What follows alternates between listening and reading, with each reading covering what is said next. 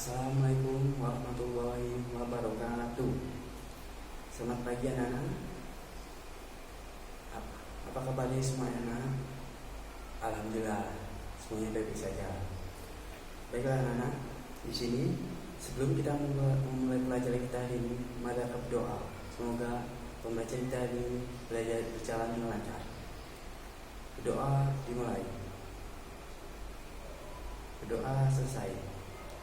Baiklah anak-anak, di sini kita akan belajar tentang meletakkan kejujuran sebagai cermin kepribadian. Baiklah, di sini Bapak akan menulis tema yang ini.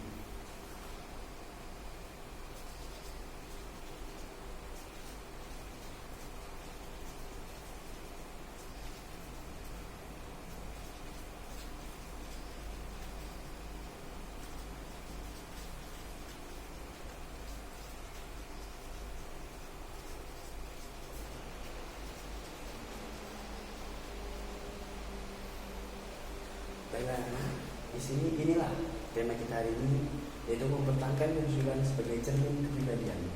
Baiklah, apakah di sini sudah tahu apa itu jujur? Baiklah, Bapak akan menjelaskan apa itu jujur.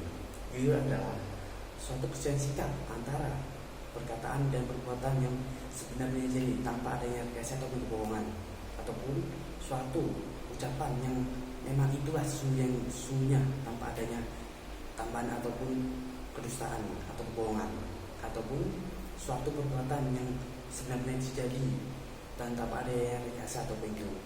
Yang dimaksud di sini adalah suatu sikap seorang yang harus diungkapkan dengan perkataan perbuatan sesuai dengan perkataan perbuatan tanpa adanya bohong atau kedustaan atau keadaan yang sebenarnya terjadi tanpa adanya rekayasa dalam perkataan perbuatan tersebut. Adapun di sini pengertian jujur menurut bahasa dan istilah. Menurut bahasa di sini adalah menurut bahasa Arab, yaitu sama maknanya dengan asidik, yaitu yang artinya benar ataupun berkata benar. Lawan kata dari jujur ialah dalam bahasa Arab disebut dengan kedustaan dan dalam bahasa Arab disebut al-kazibu. Sedangkan menurut istilah, kejujuran ialah yang pertama, kesesuaian antara sikap dan perkataan sesuai atau perkataan dan perbuatan sesuai. Yang kedua, kesesuaian antara informasi dan kenyataan. Dan yang ketiga, ketegasan dan kemantapan hati. Dan yang keempat, hal yang baik itu tidak dicampuri oleh kedustaan ataupun kebohongan. Itulah pengertian kejujuran tersebut. Kejujuran tersebut dibagi menjadi tiga menurut Imam Al-Ghazali sebagai berikut. Yang pertama, kejujuran dalam niat kehendak, kejujuran dalam lisan ataupun perkataan, kejujuran dalam perbuatan. Adapun ayat-ayat yang memerintahkan untuk berlaku jujur yaitu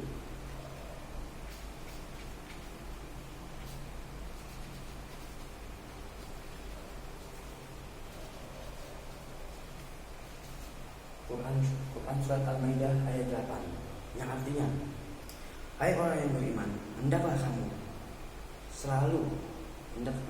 selalu ingin menegakkan kebenaran karena Allah dan menjadi hakim yang adil, dan janganlah sekali-sekali kebencianmu kepada suatu kaum yang akan mendorong kamu berlaku untuk tidak adil. Berlakulah adil, karena adil itu lebih dekat dengan takwa, dan takwa kepada Allah Subhanahu wa taala. Sungguhnya Allah Subhanahu wa taala lebih maha mengetahui apa yang kamu kerjakan. Itulah perintah berlaku jujur kepada kita dari Allah Subhanahu wa taala.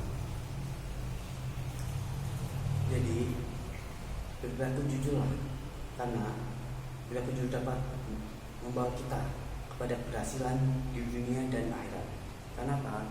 Jujur yaitu suatu sikap yang tulus yang di dalamnya melaksanakan amanat yang harus kita lakukan, baik berupa harta ataupun tanggung jawab. Jadi kita harus melakukannya dengan baik semungkin dan sebagai cerminan kehidupan kita kelak nanti. Ada pun contoh besar kita, yaitu contoh Nabi baginda Nabi besar Muhammad SAW, yang dahulu baginda Nabi besar Muhammad SAW itu membangun sebuah masyarakat Islam dengan sifat-sifat dan akhlaknya yang terpuji. Karena itulah Nabi Muhammad SAW dapat membangun masyarakat Islam sampai sekarang. Yang sangat menonjol dalam Nabi Muhammad SAW yaitu kejujuran. Karena apa? Nabi Muhammad SAW diterapkan kejujurannya dari masa kecil hingga sekarang. Jadi itulah mengapa kita harus melakukan ataupun berbuat jujur dari perkataan dan perbuatan, karena kita dapat menciptakan kepribadian kita ini baik, jadi orang baik, jadi orang yang dapat dipercaya dan dapat berhasil di dunia dan akhirat. Dan itulah sedikit penjelasan dari Bapak bahwa jujur itu dapat membuat kita sukses dunia dan akhirat dan dapat cinta kasih sayang dan ridho Allah SWT di dunia ini. Baiklah anak-anak, itulah sebuah penjelasan dari Bapak tentang kejujuran dan tentang kejujuran sebagai kepribadian kita. Baiklah, Bapak mau kalian semua itu mempertahankan kejujuran kalian dari masa kecil hingga akhir hayat nanti, agar kepribadian kita baik di hadapan orang-orang dan Allah SWT. Baiklah anak, sekianlah penjelasan dari Bapak. Wassalamualaikum warahmatullahi wabarakatuh.